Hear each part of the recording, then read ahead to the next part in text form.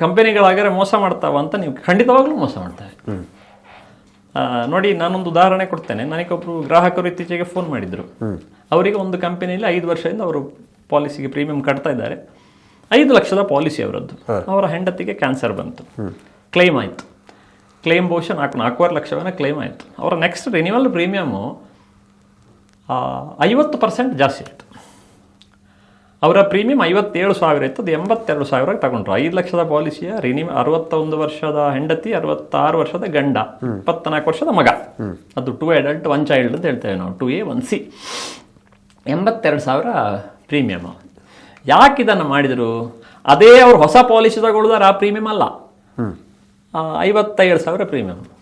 ಯಾಕೆ ಇವರಿಗೆ ಜಾಸ್ತಿ ಮಾಡಿದರು ಅಂದರೆ, ಕ್ಲೈಮ್ ಮಾಡಿದವರಿಗೆ ಜಾಸ್ತಿ ಅಂತ ಒಂದು ಹೊಸತ್ತು ವಿಷಯ ಇದು.